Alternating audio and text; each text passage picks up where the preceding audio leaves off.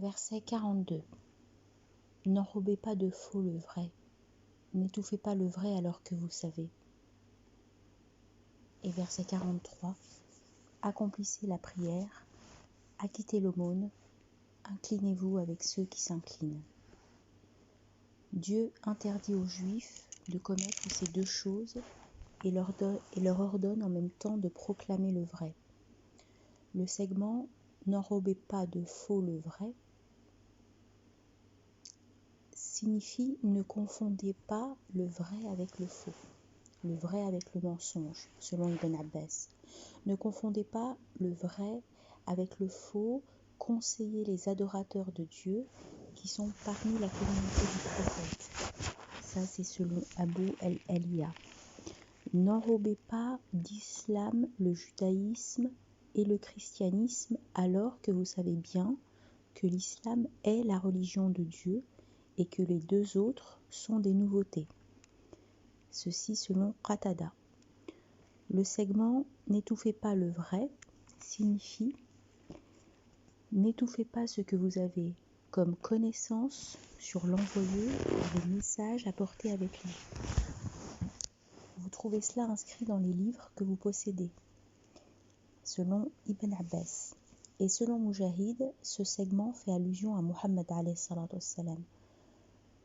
Le segment « Accomplissez la prière, acquittez l'aumône, inclinez-vous avec ceux qui s'inclinent » signifie, selon Muqatil, que Dieu leur a ordonné de faire la prière avec le prophète alayhi salatu wassalam, de lui verser l'aumône et de faire partie de la communauté musulmane. Verset 44. Quoi ? Vous ordonnez aux gens la piété et vous oubliez vous-même alors que vous récitez l'écrit ? Ne raisonnez-vous donc pas ? La signification. Comment vous convient-il d'ordonner aux gens ce que vous leur ordonnez alors que vous récitez l'écriture et savez ce qu'elle contient sur ce qui advient à celui qui manque aux prescriptions divines ? Ne raisonnez-vous donc pas sur ce que vous faites de vous-même ? N'allez-vous pas vous réveiller ? N'allez-vous pas ouvrir les yeux ? Qatada dit : les fils d'Israël ordonnaient aux gens de se prémunir et d'obéir à Dieu. Mais eux, ils ne le faisaient pas envers eux-mêmes. Alors Dieu les en blâma. Le segment « Et vous oubliez vous-même alors que vous récitez l'écrit » signifie « Vous interdisez aux gens de dénier la prophétie et le pacte inscrit dans la Torah, et vous omettez vous-même, c'est-à-dire « Et vous, vous déniez votre pacte envers moi ». Abdurrahman ben Aslam dit « Quand quelqu'un les interroge sur une question qui n'a rien de juste et dont on ne tire pas quelque corruption, ces juifs lui prescrivent le juste. C'est pourquoi Dieu les blâma et les avertit quant à leur faute envers eux-mêmes. Il les a blâmés pour leur omission du bel agir et non pour le fait d'ordonner le bien. Ordonner le convenable est bien connu et est un devoir pour le savant. Mais le devoir primordial du savant consiste à faire les actions bonnes avec ceux à qui il les prescrit.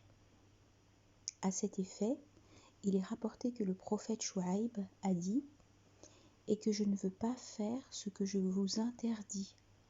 Je ne veux que la réforme, autant que je le puisse. »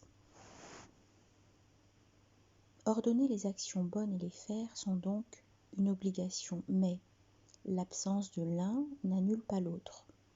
Saïd ben Jubayr dit « Si l'individu n'ordonnait les actions bonnes et ne proscrivait le blâmable, que, quand il n'a rien à se reprocher, personne n'aurait à ordonner une action bonne ni à proscrire un blâmable.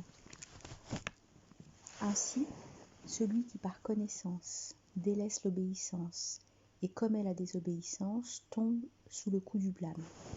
Celui qui sait n'est pas comme celui qui ne sait pas. Sur ce sujet, des hadiths sont rapportés, entre autres les suivants.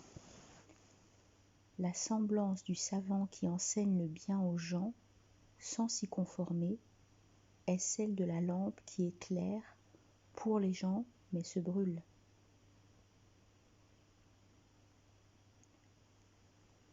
La nuit du trajet nocturne, je suis passée près de gens à qui on cisaillait les lèvres avec des sécateurs de feu. Qui sont-ils ? ai-je dit.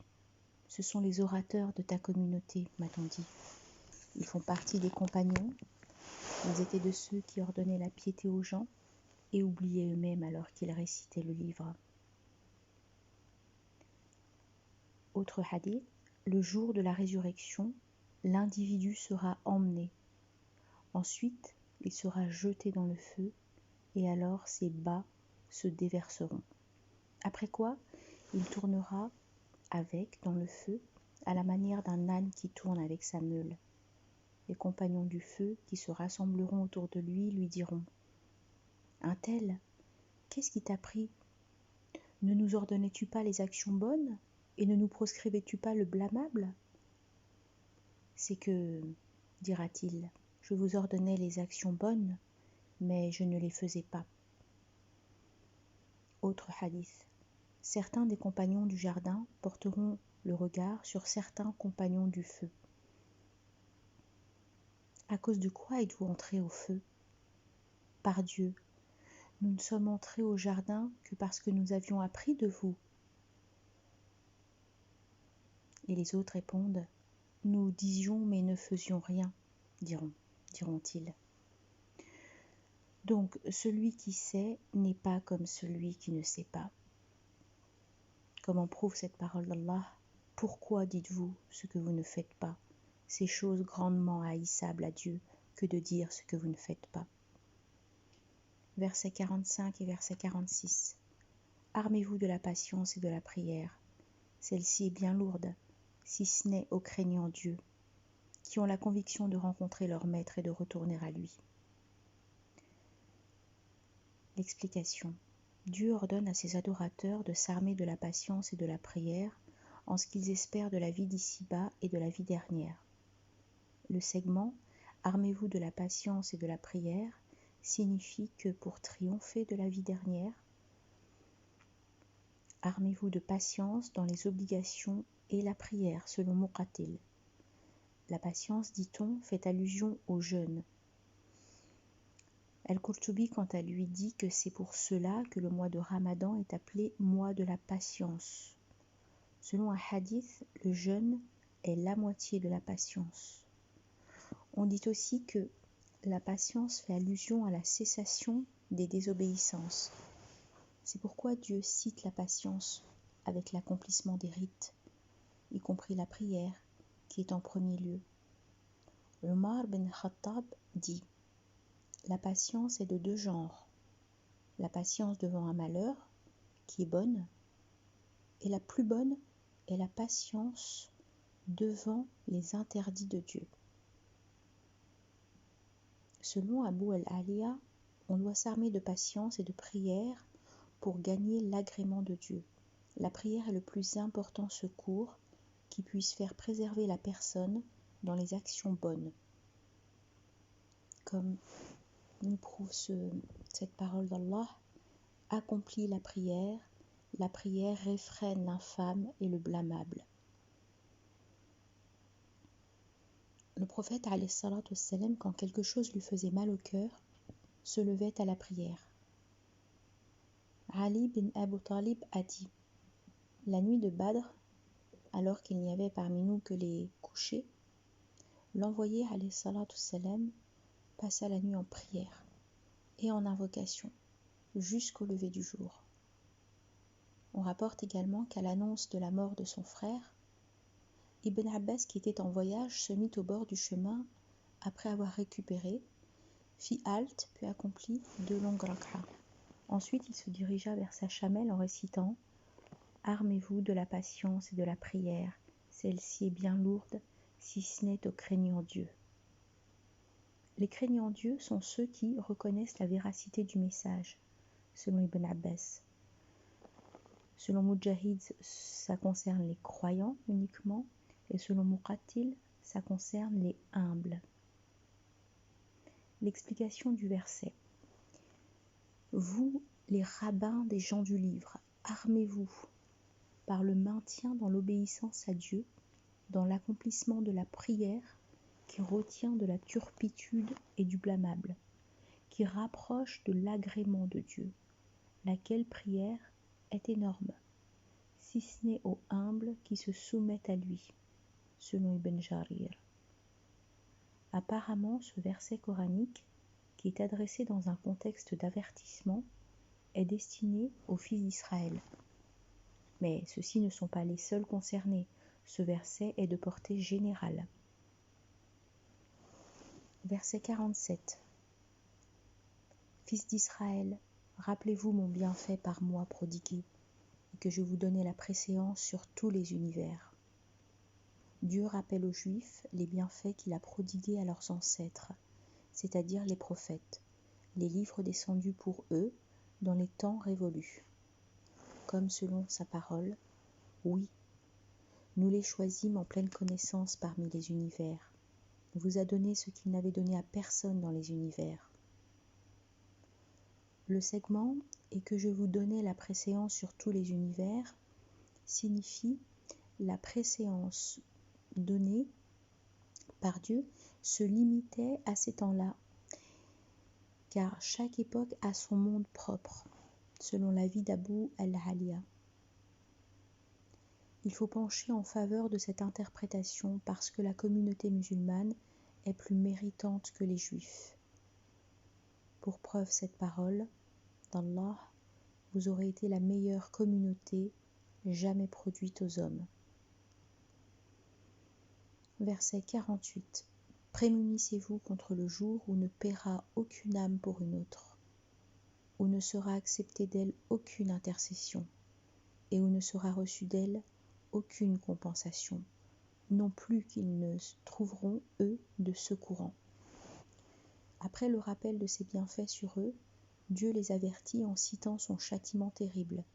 Il leur recommande de se prémunir avant la venue du jour de la résurrection, où personne ne sera indispensable pour personne, comme selon cette parole d'Allah.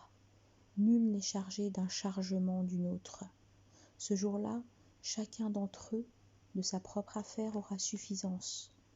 Craignez un jour où nul géniteur ne rachètera sa progéniture, pas plus que nulle progéniture ne rachètera en rien son géniteur. Le segment « où ne sera acceptée d'elle aucune intercession » concerne donc les dénégateurs. De rien ne leur servirait l'intercession d'intercesseurs. Aussi n'avons-nous pas d'intercesseurs non plus que d'amis intimes. Dans le segment « et où ne sera reçue d'elle aucune compensation », la compensation dont il s'agit est la rançon. Comme selon ces paroles d'Allah, de nul d'entre eux ne sera accepté le poids de la terre en or s'il l'offrait pour rançon.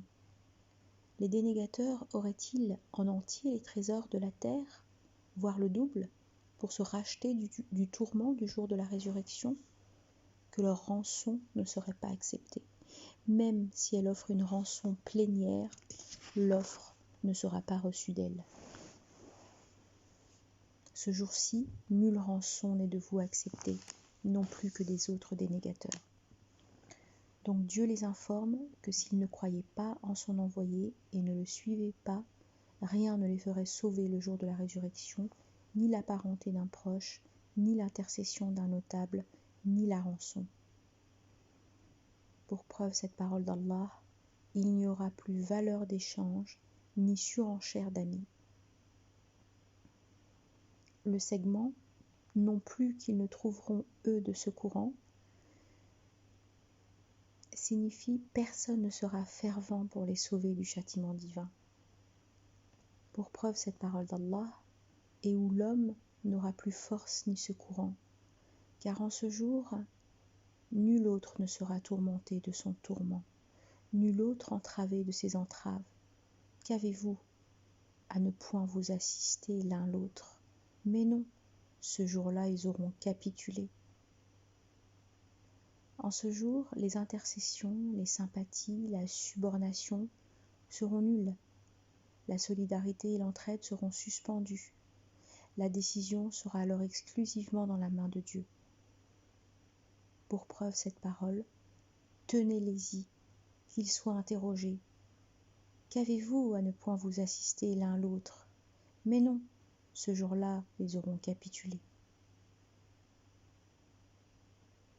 Versets 49 et verset 50. Lors, nous vous sauvâmes du peuple de Pharaon, qui vous humiliait avec le pire des tourments. Ils égorgeaient vos fils, épargnant vos femmes, en quoi il y avait une grande épreuve venue à vous de votre maître.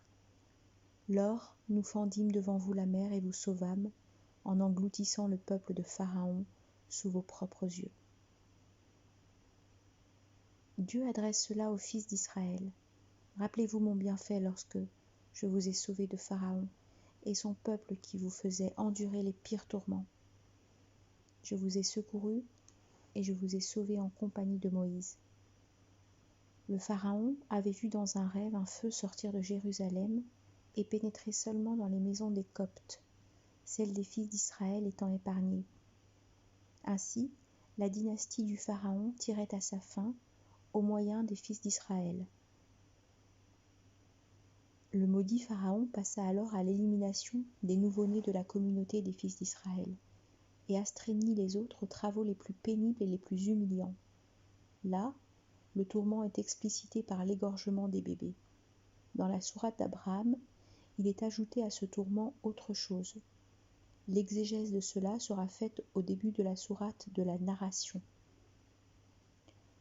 Le segment « Ils égorgeaient vos fils épargnant vos femmes » explique son bienfait cité dans le verset 47. Verset 47 qui était « Fils d'Israël, rappelez-vous mon bienfait par moi prodigué et que je vous donnais la préséance sur tous les univers. » En outre, le terme pharaon est un titre désignant le monarque qui régnait sur l'Égypte, comme le terme César chez les Byzantins et le terme Khosroès chez les Perses. On dit que le pharaon de cette époque-là était d'origine perse et s'appelait El-Walid ben Mus'ab ben Ar-Rayyan. Quel qu'il soit, ce pharaon est maudit par Dieu. Le segment « En quoi il y avait grande épreuve » signifie « Ce que nous avons fait en sauvant vos ancêtres des supplices du pharaon est un grand bienfait » selon Ibn Jarir. Pour comprendre le sens de « épreuve » dans la traduction, on remarque qu'avec le verbe « éprouver », on peut aussi éprouver de bons sentiments. Et dans ce cas, on peut adopter la connotation positive du terme « épreuve ». Le verset « Lors nous fendîmes devant vous la mer et vous sauvâmes en engloutissant le peuple du Pharaon sous vos propres yeux » signifie « Lorsque nous vous avons sauvés en compagnie de Moïse et que Pharaon est sorti avec son armée à votre poursuite, nous avons fendu devant vous la mer, puis nous vous avons délivrés en mettant entre eux et vous une barrière. Ensuite, nous les avons noyés sous vos propres yeux, afin que cela soit plus réconfortant pour vos cœurs et plus humiliant pour votre ennemi. » Par ailleurs, on dit que ce jour était le jour de Ashura. Ibn Abbas dit « Quand le prophète alayhi salatu wassalam s'installa à Médine, il remarqua que les Juifs jeûnaient ce jour.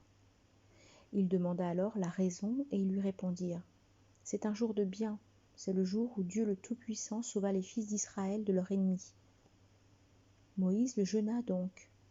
« J'ai plus de droit sur Moïse que vous, dit-il. » Après quoi, il jeûna ce jour et donna aussi l'ordre de le jeûner.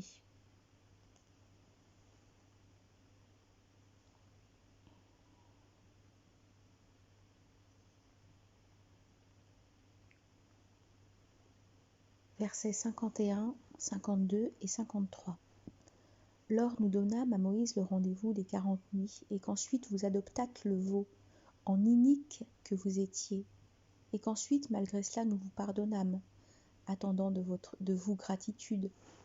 Lors nous donnâmes à Moïse l'écrit et le critère, escomptant que vous vous guidiez bien. Dieu dit, rappelez-vous mon bienfait par moi prodigué, quand je vous ai pardonné après votre adoration du veau en l'absence de Moïse. L'écrit et le critère dont il s'agit sont d'une part la Torah et d'autre part ceux qui distinguent entre le vrai et le faux, c'est-à-dire la guidance et l'errance. Leur descente eut lieu après la sortie des fils d'Israël de la mer.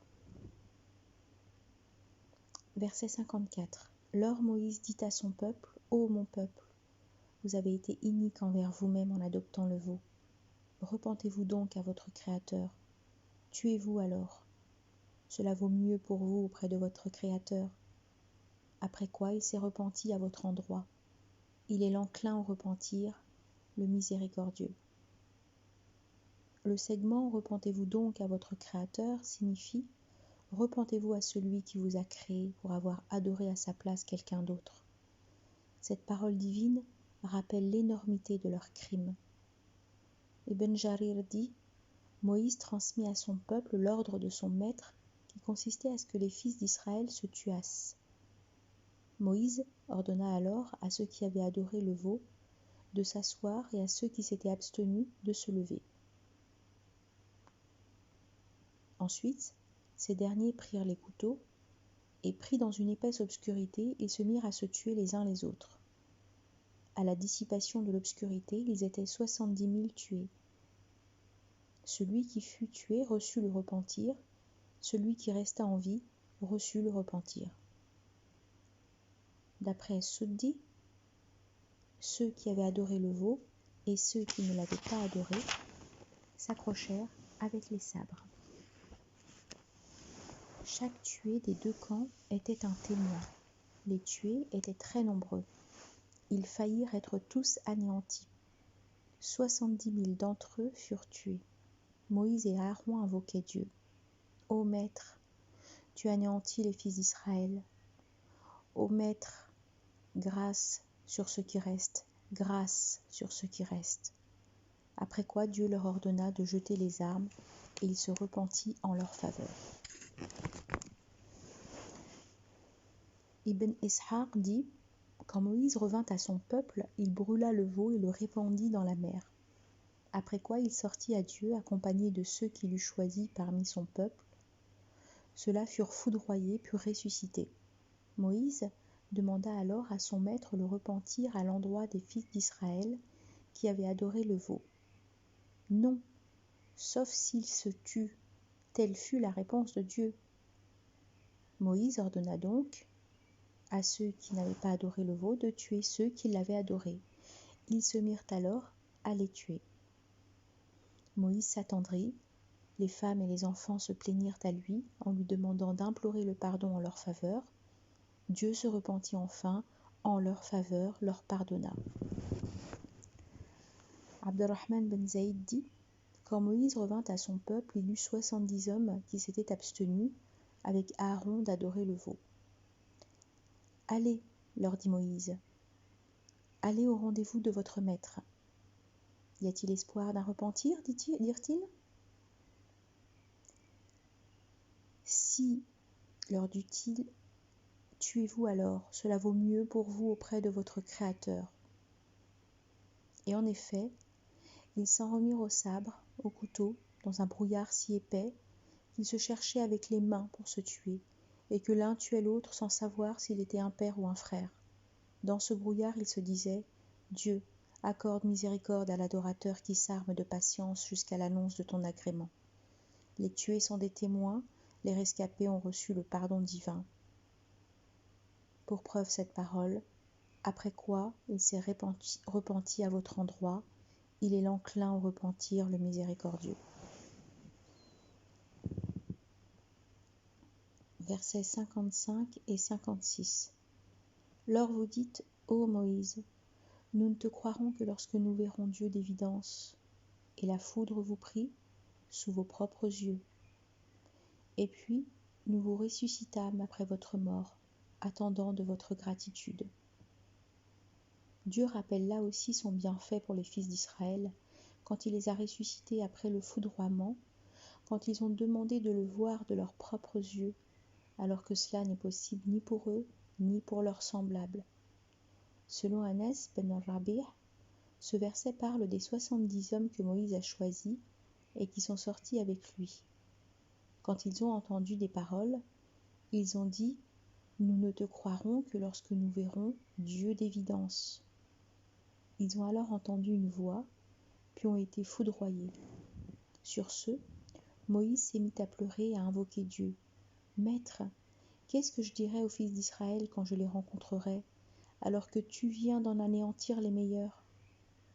Mon maître, si tu l'avais voulu, tu les aurais abolis ainsi que moi. Vas-tu nous abolir pour ce qu'ont commis des sots d'entre nous ? » Dieu informa d'abord Moïse que ces 70 hommes avaient été de ceux qui ont adoré le veau, puis il les ressuscita.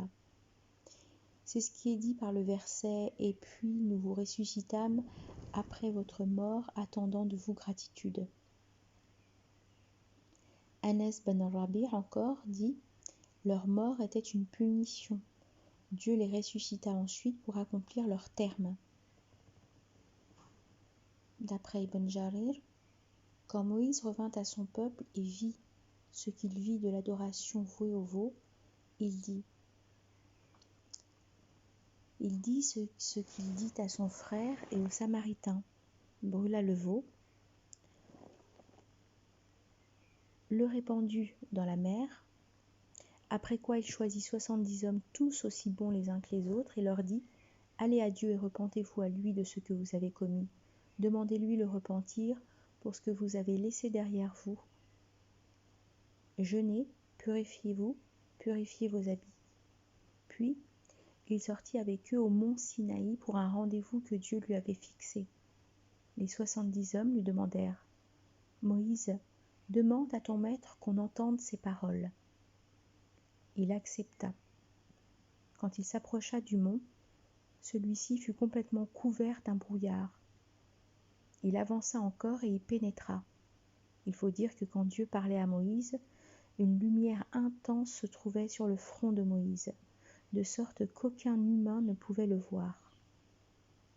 Ainsi donc, un voile se forma autour de lui. Les hommes se rapprochèrent. À l'intérieur, ils se prosternèrent et entendirent Dieu parler à Moïse.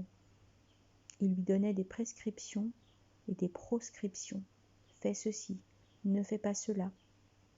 Quand Dieu eut terminé, le nuage se dissipa, et Moïse alla trouver les autres. C'est alors qu'ils lui dirent « Nous ne te croirons que lorsque nous verrons Dieu d'évidence. » Mais ils furent atteints par la foudre. Verset 57. Nous vous ombrageâmes d'un nuage et sur vous, nous fîmes descendre la manne et l'écaille. Mangez de ces choses bonnes que nous vous avons attribuées.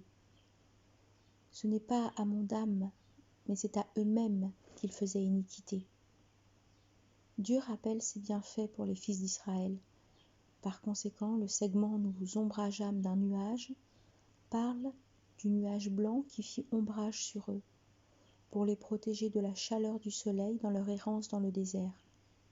Selon Mujahid, ce nuage n'était pas un nuage ordinaire, mais un nuage apporté par les anges comme celui de Badr. Comme dit selon cette parole d'Allah, qu'attendent-ils sinon que Dieu leur vienne dans une nuageuse pénombre et les anges avec lui et que tout soit fini. En outre, selon Ibn Abbas, ce nuage les accompagna durant toute leur errance. Le segment « Et sur vous nous fîmes descendre la manne et l'écaille » suscite des avis différents sur la définition de la manne. Ibn Abbas dit que la manne descendait pour eux, sur les arbres. Ils s'en nourrissaient, ils mangeaient selon leur volonté. As-Suddi dit que la manne tombait sur les gingembres. Qatada dit que la manne descendait sur eux comme la neige, plus blanche que le lait et plus sucrée que le miel. Elle tombait sur eux de l'aube jusqu'au lever du soleil. Chacun prenait la mesure qui lui suffisait pour la journée. Abdurrahman ben Salam, dit que c'était le miel. En fait, ces exégèses recherchent la même finalité. La manne est apparemment tout ce que Dieu avait fait don en nourriture et en boisson, pour eux, sans que cela soit le fruit d'un travail de leur part. Le segment « Manger de ces choses bonnes que nous vous attribuons » est une prescription de permission, de conseil et de gratification. Le segment « Ce n'est pas à mon âme, mais c'est à eux-mêmes qu'ils faisaient iniquité » signifie que Dieu leur a ordonné de manger de son attribution et de l'adorer. Comme cette parole « Mangez de l'attribution de votre maître, soyez-lui reconnaissant ». Mais ils ont contredit, ils ont dénié, de sorte qu'ils ont fait iniquité à eux-mêmes, malgré les signes clairvoyants. Là apparaît le mérite des compagnons du prophète alayhi salatu wassalam sur pratiquement tous les compagnons des autres prophètes, en patience, en détermination et en obéissance. L'exemple de la campagne de Tabouk en est une démonstration en pleine chaleur. Et malgré le long trajet, ils n'ont pas demandé de miracle au prophète, alayhi salatu wassalam. Ils ont demandé seulement une aide suite à la fatigue due à la faim et à la soif. Le prophète alayhi salatu wassalam invoqua effectivement Dieu et l'aide arriva. Versets 58 et 59. Lors nous dîmes, entrez dans cette cité, mangez-en d'où vous voudrez, à bon appétit. Entrez par la porte en vous prosternant et en disant « Rémission ». Nous vous pardonnerons vos fautes et nous donnerons plus aux bel agissants. Mais ceux qui firent iniquité substituèrent à la parole une autre que celle qui leur avait été prescrite. Alors nous fîmes descendre sur ce qui firent iniquité une souillure venue du ciel, à raison de leur scélératesse. Dieu blâme les fils d'Israël dans ces versets pour leur refus de combattre, d'investir la terre sacrée. En effet, après leur sortie d'Égypte en compagnie de Moïse, ils reçurent l'ordre d'investir la terre sacrée qui est l'héritage de leur ancêtre Israël et de combattre les Amaliques, dénégateurs, qui s'y trouvaient. Mais ils ont reculé et ont fait preuve de faiblesse. Alors, Dieu les a jetés dans les rances pour les punir, comme cela est cité dans la sourate de la table pourvue. La cité dont il s'agit est la maison de Jérusalem, selon l'avis de plusieurs exégètes. Dieu dit en rapportant les propos de Moïse « Ô mon peuple, entrez dans la terre sanctifiée que Dieu vous assigne, ne revenez pas en arrière. » D'autres exégètes disent que c'est Areha. Cet avis n'est pas raisonnable parce que Areha ne se trouvait pas sur le chemin. À leur sortie avec Yushur ben Nun, après 40 années d'errance, ils se sont dirigés vers la maison de Jérusalem. Quand ils l'ont conquise, ils ont reçu l'ordre d'être prosternés. Ainsi, ils exprimeront leur gratitude pour Dieu. Le segment « en vous prosternant » signifie en ayant le dos courbé, Ibn Abbas. Al-Hassan al-Basri dit qu'ils ont reçu l'ordre de se prosterner sur le visage au moment même de leur entrée. Ibn Mas'ud dit ils ont reçu l'ordre d'entrer prosternés, mais ils sont entrés la tête levée. Et le segment « Nous vous pardonnerons vos fautes et nous donnerons plus aux bel agissants » signifie si vous faites ce que nous vous avons ordonné de faire comme acte et comme parole, nous vous pardonnerons vos fautes et nous vous démultiplions les actions bonnes. Ce segment sera le résultat, pour preuve cette parole, d'Allah, entrez par la porte en vous prosternant.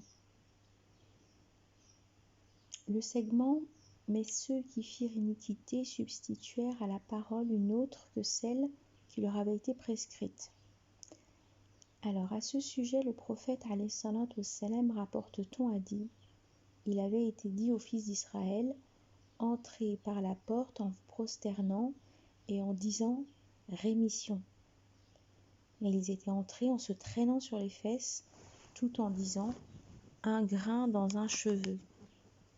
Donc, les fils d'Israël ont désobéi par l'acte et par la parole. Et c'est là le comble de la contradiction, de l'entêtement. C'est pourquoi Dieu dit « alors nous fîmes descendre sur eux, sur ceux qui firent iniquité, une souillure venue du ciel à raison de leur scélératesse. » Selon Ibn Abbas, toute souillure citée dans le Coran veut dire châtiment. Selon Aboul Aliya, c'est la fureur de Dieu. Et selon Saïd ben Jubayr, c'est la peste. Verset 60. Lors Moïse sollicita de l'eau pour son peuple. Nous dîmes, frappe la pierre de ton bâton. Il en surgit 12 sources. Chaque tribu put connaître son abreuvoir. Mangez et buvez de ce que Dieu attribue, et ne faites point de dégâts criminels sur la terre. Dieu dit, rappelez-vous mon bienfait exprimé dans ma réponse à votre prophète Moïse, lorsqu'il avait demandé de l'eau pour vous et que je lui avais fait surgir 12 sources. Rappelez-vous cela et adorez-moi, moi qui ai mis tout cela à votre disposition. Le segment « et ne faites point de dégâts criminels sur la terre » signifie « ne répondez pas aux bienfaits par la désobéissance, sinon ils vous seront retirés. »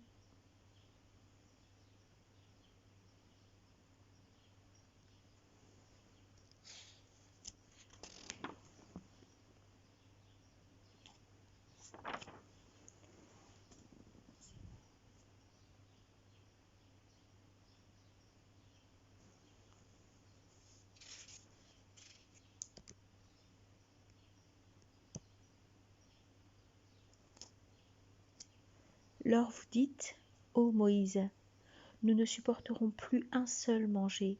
Invoque donc pour nous ton maître, qu'il nous fasse sortir, entre autres, légumes qui fit pousser sur la terre, de ses concombres, de ses ail, de ses lentilles, de ses oignons. Il dit, échangez-vous ce qui est meilleur contre ce qui est plus vil.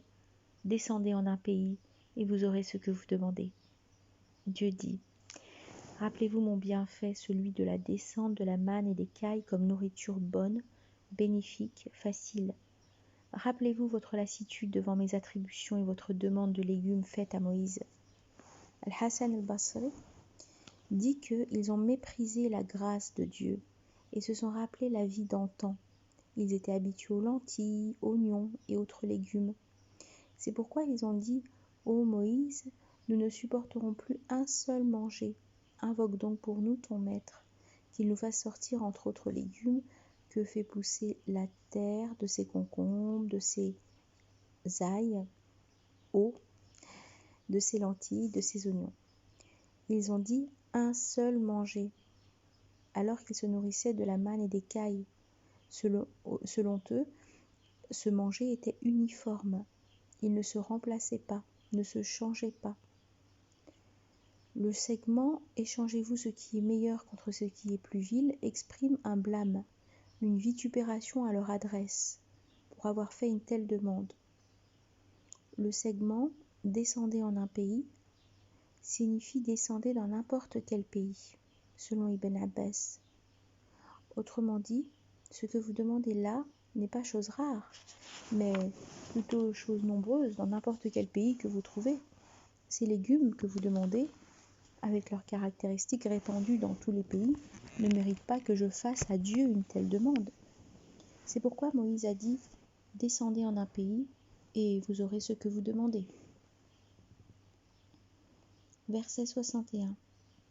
Dès lors, ils furent frappés d'avilissement et de bassesse, et subirent le courroux de Dieu. Ce fut pour avoir opposé leur déni au signe de Dieu, tué à contre-vérité les prophètes. Ce fut à raison de leur désobéissance et de leur transgression.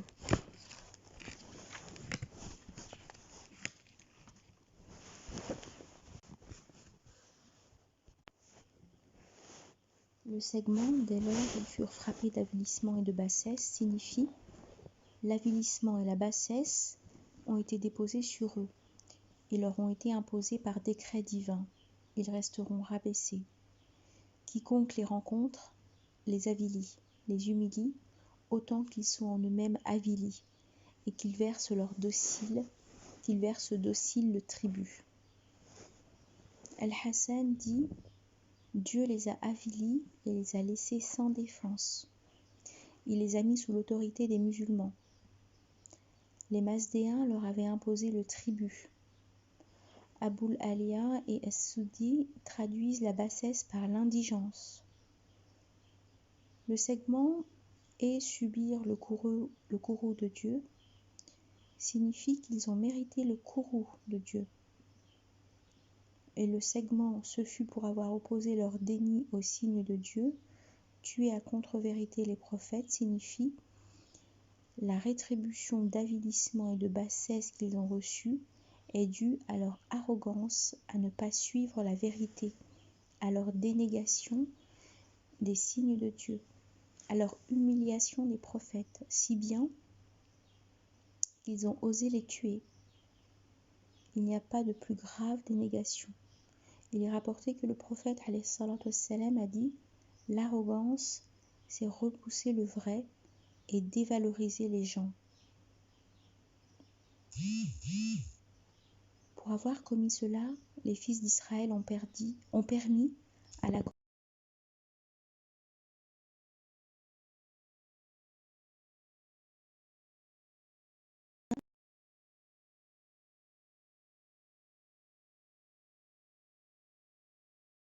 marché de légumes. Un autre hadith, au jour de la résurrection, le plus supplicié des gens sera un homme qui a été tué ou qui a été un prophète. Le segment, ce fut à raison de leur désobéissance et de leur transgression, exprime là aussi une autre raison de leur punition. La désobéissance étant le fait de commettre les proscriptions et la transgression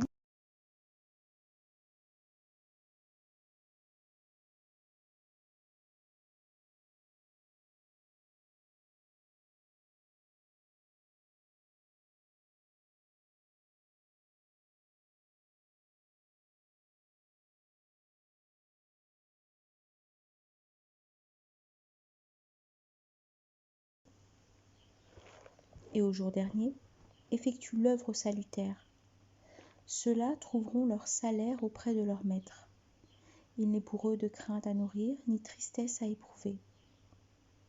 Là, Dieu attire l'attention sur les membres des nations révolues qui ont accompli les œuvres salutaires, obéi à Dieu. Ceux-là ont gagné le bonheur éternel, ainsi que ceux qui ont suivi le prophète, alayhi salatu wassalam, et ceux qui le suivront jusqu'à l'avènement de l'heure. Comme nous le prouve cette parole d'Allah, ô amis de Dieu, point de crainte pour eux, non plus qu'ils n'auront deuil. Salman al-Farisi dit « J'ai interrogé le prophète alayhi salatu wassalam sur des gens de religion avec qui j'étais. Je lui ai parlé de leurs prières et de leurs rites d'adoration. Après quoi, il eut la descente de ceux qui ont cru, les revenants par la repentance, les Nazaréens, les Sabéens, etc. Donc la croyance des Juifs était la croyance de celui qui s'en tenait à la Torah et à la tradition de Moïse, mais jusqu'à l'avènement de Jésus. Et depuis, fut réprouvé celui qui s'en tenait à la Torah et refusait de suivre Jésus. La croyance des Nazaréens était la croyance de celui qui s'en tenait à l'Évangile et aux lois de Jésus, jusqu'à l'avènement de Muhammad, alayhi salatu wassalam. Et depuis fut réprouvé celui qui ne suit pas l'islam et qui n'abandonne pas la tradition de Jésus, alayhi salam. En outre, selon Ibn Abbas, après la descente du verset ceux qui ont cru les revenants par la repentance, Dieu fit descendre cette parole qui soupire après une religion autre que l'islam, cela de lui ne sera point accepté et dans la vie dernière il sera parmi les perdants. L'explicitation d'Ibn Abbas veut dire que dorénavant, aucune voix, aucune œuvre ne seront acceptées si elles ne se conforment pas à la loi apportée par Mohammed alayhi salatu wassalam. S'agissant de ce qui était avant l'islam, tous ceux qui avaient en une période déterminée suivi leur prophète étaient sur la guidance, le chemin de la délivrance. Ainsi, les revenants par la repentance sont les partisans de Moïse alayhi salam, qui se conformaient en leur temps à la Torah. Ils s'appellent ainsi en raison du propos de Moïse alayhi salam, rapporté par le Coran: nous sommes revenus à toi repentants. Mais quand Dieu envoya Jésus, il était obligatoire aux fils d'Israël de le suivre. Les Nazaréens, qui sont les compagnons de Jésus, s'appellent ainsi parce qu'ils se défendaient les uns les autres, qu'ils soient originaires d'un pays appelé Nazareth, ou en raison du propos de Jésus rapporté par le Coran, qui est le suivant. Il dit: qui seront mes auxiliaires pour aller à Dieu? Les apôtres dirent: c'est nous les auxiliaires de Dieu. Et puis quand Dieu envoya Muhammad alayhi salatu wassalam comme sceau des prophètes et envoyé pour tous les humains, il devenait obligatoire à chacun de le suivre. Ceux-là sont les croyants de vrai, et ils s'appellent ainsi parce qu'ils croient à tous les prophètes. Enfin, les Sabéens. Les exégètes avancent à leur sujet des avis divergents. Mujahid dit: ce sont une communauté se situant entre les Masdéens, les revenants par la repentance et les Nazaréens. Cette communauté n'a pas de religion. Aboul Aliya et Az-Zahhaq disent que ce sont une communauté d'entre les gens du livre qui récitent les psaumes. Ar-Razi dit: ce sont une communauté de gens qui récitent les psaumes et qui, pour adorer Dieu, prient en direction d'une qibla qui est les étoiles. Que sont les étoiles? Wahb ben Munbih dit: ce sont des gens qui reconnaissent Dieu l'unique, mais n'ont pas de loi, n'ont pas inventé de dénégation. Abdurrahman ben Zayd dit: ce sont une communauté qui possède une religion, qui proclame qu'il n'est de Dieu que Dieu, mais qui n'a pas reçu de prophète. Al-Khalil dit: ce sont des gens qui possèdent une religion semblable à celle des chrétiens, sauf que leur qibla est tournée vers le sud. Ils disent qu'ils sont les adeptes de la religion de Noé, alayhi salam. Enfin, Al-Qurtubi dit: ce sont des gens qui proclament que Dieu est l'unique et qui croient en l'influence des astres.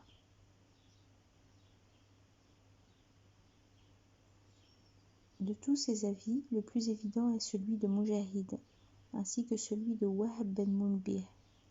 Tous deux soutiennent que les Sabéens ne sont ni des revenants par la repentance, ni des Nazaréens, ni des Masdéens, ni des associants, mais des gens qui sont restés sur leur prime nature et qui n'ont pas de religion connue comme les religions de ce temps-là.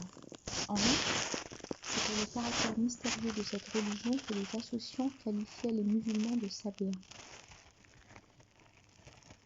Versets 63 et 64. Lors nous reçûmes votre alliance et qu'au-dessus de vous nous suspendîmes le mont, prenez avec force ce que nous vous avons donné.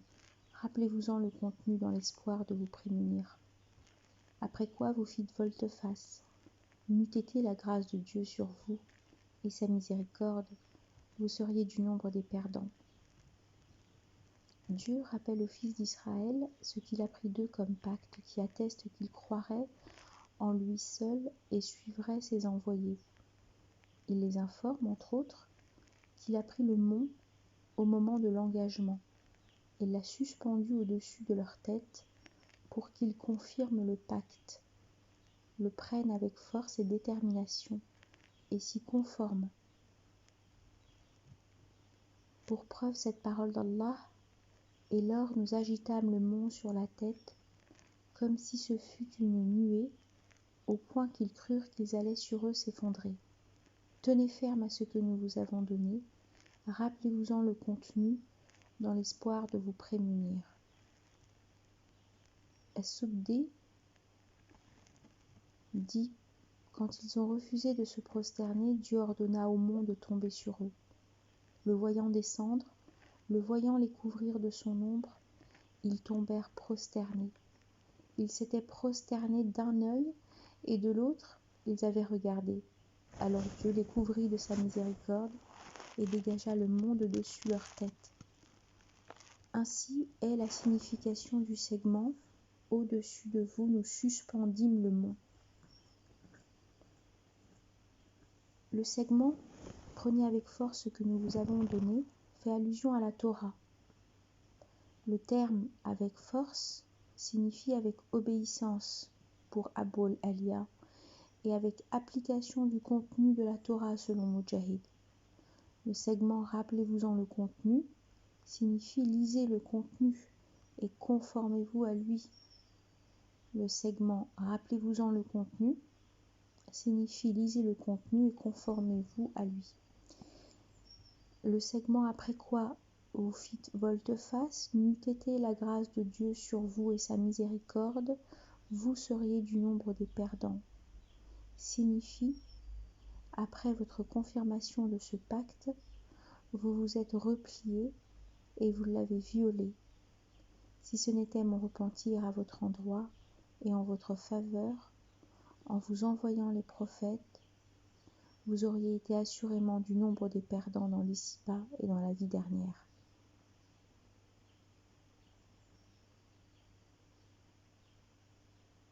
Versets 65 et 66. Vous connaissez ceux d'entre vous qui transgressent le sabbat. Ainsi, leur avons-nous dit: soyez d'ignobles singes. Nous tirions ainsi d'elles sanction exemplaire pour ce qui fut à sa portée au-delà, une édification à l'usage des prémunissants. Vous les Juifs, donc la signification de ces deux versets est la suivante. Vous les Juifs, vous connaissez ce qui est arrivé aux habitants de la cité, ceux-là même qui ont désobéi à l'ordre de Dieu, qui ont violé son pacte, ils avaient fraudé en pêchant le poisson pendant le samedi. Pourtant, ils avaient juré de magnifier le Shabbat. Ceux-là étaient des gens de désobéissance. Ils avaient creusé des bassins au bord de la mer pour les rouvrir la nuit du samedi et laisser ainsi les poissons y passer, puis s'emprisonner dans les filets préparés à cet effet. Et le jour suivant, ils retiraient les filets. Leur ignominie commise, Dieu les métamorphosa en singes. Cette rétribution était la conséquence de leur œuvre. L'histoire de ces Juifs se trouve dans la sourate 7, quand Dieu dit « Interroge-les encore sur la cité de front de mer, quand ils transgressaient le Shabbat, lorsque du poisson venait ce jour-là sans péché, alors qu'au jour non sabbatique, il n'en venait pas. Ainsi, les éprouvions-nous à raison de leur scélératesse. » Par ailleurs, selon As-Suddi, la cité de ces gens s'appelait Aïla. Selon Mujahid, le segment « Aussi leur avons-nous dit soyez d'ignobles singes » est comme le segment « La semblance de ceux qui furent chargés de la Torah, mais qui n'en assument plus la charge, est celle de l'âne chargé de livres. » Ce qui veut dire que c'est leur cœur qui a subi la métamorphose, et non tout le corps. Toutefois, c'est là un avis étrange qui se place à l'opposé de l'évidence du contexte du verset. Autrement, il est dit « Dis, vous annoncerai-je pis encore en fait de rétribution auprès de Dieu? Celui que Dieu maudit fit encourir sa colère, ceux qu'il transforma en singes et en porcs, celui qui adora le tarot. »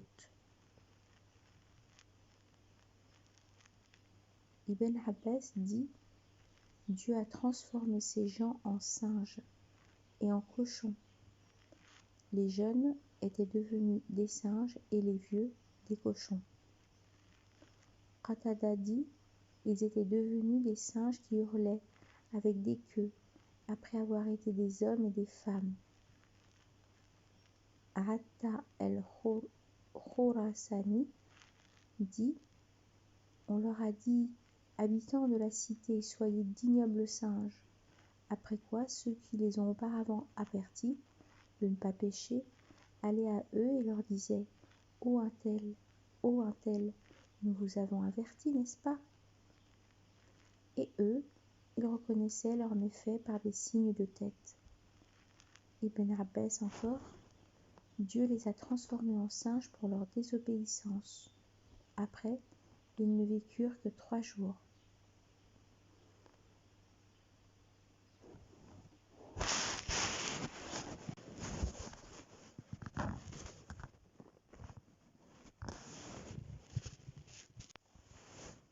Au sujet du verset, vous connaissez ceux d'entre vous qui transgressent le Shabbat. Ainsi leur avons-nous dit, soyez d'ignobles singes. Es-Suddidi, ce sont les habitants de Haïla, la cité de front de mer. Dieu avait interdit tout travail pendant le samedi, mais en ce jour, les poissons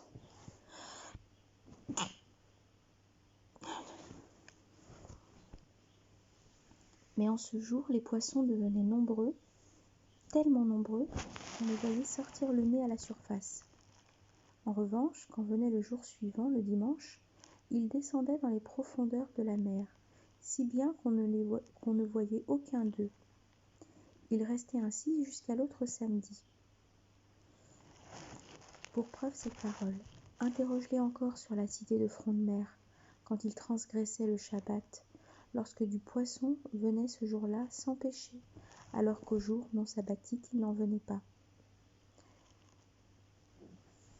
Alors certains des habitants ont eu le désir de les pêcher. L'individu d'entre eux creusait donc le bassin, aménageait un canal, et quand le samedi venait, il ouvrait le canal. Les vagues faisaient le reste. Les poissons ne pouvaient revenir en raison de la hauteur insuffisante de l'eau dans le canal. Le dimanche, l'individu prenait le poisson et allait le griller. L'odeur se propageant, le voisin venait s'en enquérir. C'est ainsi que le méfait se répandit. Leurs savants les avertirent, hélas, maintes fois, mais en vain. Alors ceux qui se soumettent prirent la décision de ne pas habiter avec les malfaiteurs dans la même cité. Ils élevèrent un mur, et depuis, ils sortaient d'une porte, et les dénégateurs d'une autre. Un jour, les premiers sortirent, mais les autres non. Remarquant qu'il y avait quelque chose d'anormal, ils escaladèrent le mur et virent des singes. Ils ouvrirent la porte, laissant leurs anciens concitoyens partir sur les chemins. C'est donc cela le propos divin. Et comme ils ont dans leur impudence violé l'interdiction qui leur avait été pourtant faite, nous leur dîmes, soyez des singes dégoûtants. Et quand Dieu dit, maudits furent les dénégateurs d'entre les fils d'Israël, par la voix de David et de Jésus, fils de Marie, il désigne les singes d'entre eux. Quant à nous, nous disions que la métamorphose a été morale et physique. Le pronom « elle » du verset 66 renvoie évidemment à la cité des singes qui ont transgressé le Shabbat. Ceux-là ont donc été punis d'une punition sévère, pour être un exemple, comme cela a été aussi fait à Pharaon. Pour preuve cette parole d'Allah, aussi Dieu le saisit-il d'une peine exemplaire dans la vie dernière comme dans la première. Le segment, pour ce qui fut à sa portée au-delà, désigne les autres cités. Selon Ibn Abbas, en la punissant ainsi, Dieu a donné une leçon aux cités environnantes. Comme le prouve cette parole d'Allah, c'est ainsi que nous avons aboli ce qu'il y avait de cités sur votre pourtour, après avoir modulé nos signes dans l'espoir qu'elles nous reviendraient. L'exégèse d'Ibn Abbas opte donc pour la dimension spatiale. Abul Aliya, quant à lui, opte pour la dimension temporelle. Selon lui, le segment est adressé aux fils d'Israël de l'époque, mais aussi des époques suivantes. Abul Aliya dit « Cela est une punition pour les péchés précédents ». Ikrima et Mujahid disent « L'expression « à sa portée » fait allusion au péché des pécheurs fautifs. L'expression « au-delà » fait allusion à ceux qui viendront après et qui pourraient bien être tentés par le même péché. Quant à nous, nous penchons pour l'avis disant que cela était destiné aux cités voisines. Comme le prouve cette parole d'Allah, c'est ainsi que nous avons aboli ce qu'il y avait de cités sur votre pourtour après avoir modulé nos signes dans l'espoir qu'elles nous reviendraient. Alors que les dénégateurs continuent à avoir pour lot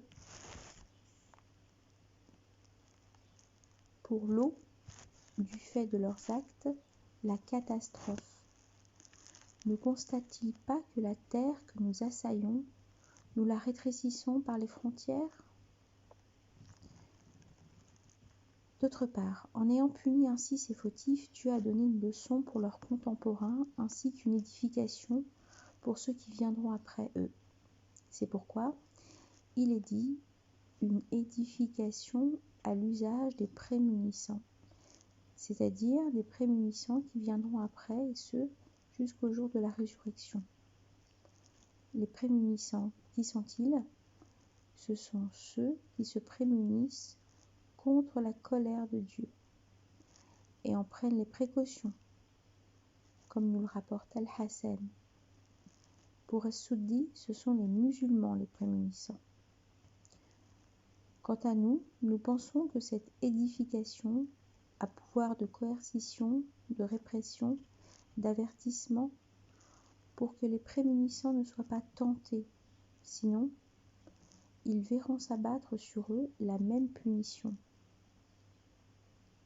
Il est rapporté que le prophète, alayhi salatu wassalam, a dit « Ne commettez pas ce que les Juifs commettaient, en rendant licites les interdits de Dieu par les plus viles ruses.